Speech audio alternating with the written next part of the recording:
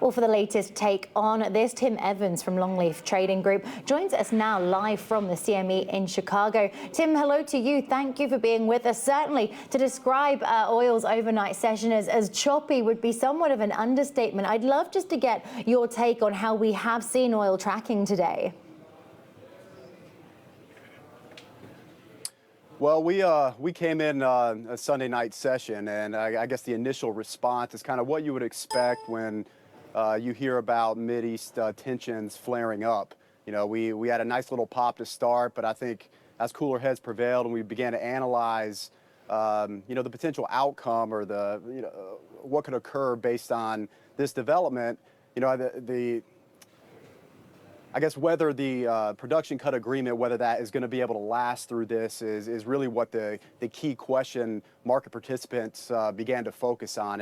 And obviously that had a bearish impact on crude oil prices. That $47 level that we got down to today on the lows, was an area that the market defended very well last week. And it defended it again today. So I think, the market, while it's concerned, about the fallout of this development, the market, I think, is really finding good value at that $47 level, and the price action supported that again today. Just to go in on this a little bit deeper, we have seen 7 countries now severing ties with Qatar, and there were concerns certainly that Qatar's rift, particularly with Saudi Arabia, could in fact will really turn up the heat when it comes to oil and gas prices. Nonetheless, in terms of some of this overnight price action that we've seen, suggestions coming through from investors that they see this as being a relatively short-term event.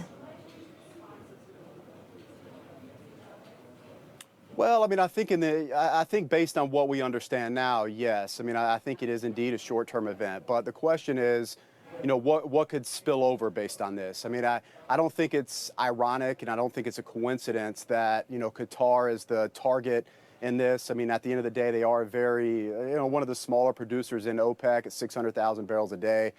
So in terms of, the objective here of finding balance in crude oil globally, that's not going to have any impact on that really, or any substantive impact on that. But I think the bigger question is, given the fact that this is more or less a proxy battle between Saudi Arabia and Iran, Sunni Shiite, how is this ultimately going to develop? Is this going to develop into this regional conflict, warfare? So there's a lot of unknown variables here that, could develop in the long run that I don't think are a threat here in the short run. And I think that's really what the market, kind of concluded here, as we were wrapping up the trading day. And that's why we, had a decent recovery going to the end of the day. So certainly that's some of the elements that we're watching in terms of, I guess, that bullish point of view when it comes to oil prices. Nonetheless, certainly the list of bearish items certainly is looking pretty long, the top of which we're really looking at that possible downturn in U.S. economic growth, and some of the more softer economic data points coming through in the last couple of weeks would suggest that this is perhaps a concern. Yeah, I mean, if we look at supply and demand kind of on balance, I mean, the bears have a lot to work with here. I mean, U.S. data last week was concerning. I mean, we saw payroll data worse than expected, auto sales worse than expected. We had the flare up this weekend, and with the terrorist situation in London. So it really is kind of psychologically potentially creating kind of a risk-off market environment, which could ultimately have a negative impact on crude oil demand. So, the demand side of the equation definitely is at focus, where we've, the last months really been focusing on the supply side of the equation. The supply side of the equation still is burdensome today, and it will continue to be moving forward.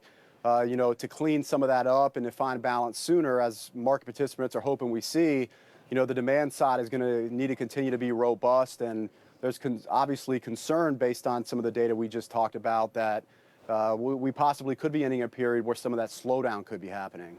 That's obviously not going to be helpful to crude oil prices in the near term. But that said, Tim, I know from some of the research that you put out that you actually currently sit relatively neutral when it comes to this space in the shorter term. Where are you taking your cues from on this?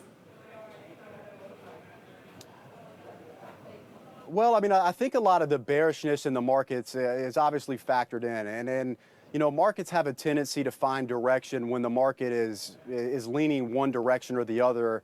And what we've seen, if you kind of look at the makeup of the market or the technical side of the market, is, well, I mean, we had a very large, stubbornly large position on the long side with funds and other large market participants. And then that big long position has been cleaned up to a large degree. I mean, commitment of traders data that comes from the CFTC is a week late. So at Friday, as of a week ago Friday, that long position had been reduced to 411,000 contracts, which is significantly smaller than what we had been seeing with the months leading up to that time. And if you consider we fell another $3 last week, my assumption is when the COT data comes out this week, that position probably broke beneath 400,000 contracts. So, you know, I think the market's really at a level of technical balance, which reduces the likelihood that we see a shock one direction or the other. So that being said, you know, in order to find market direction, we're going to need to see new data that kind of changes the understanding of the fundamentals of the market currently. And I don't think we're going to see much here over the coming weeks that's going to allow the market to leave the current base of equilibrium it's in, you know, and find a dynamic move higher or lower. So for that reason, you know, I'm primarily remain neutral here in the short term. Tim Evans, we are out of time. Great to get your insights. Thank you very much. Thanks, Natalie.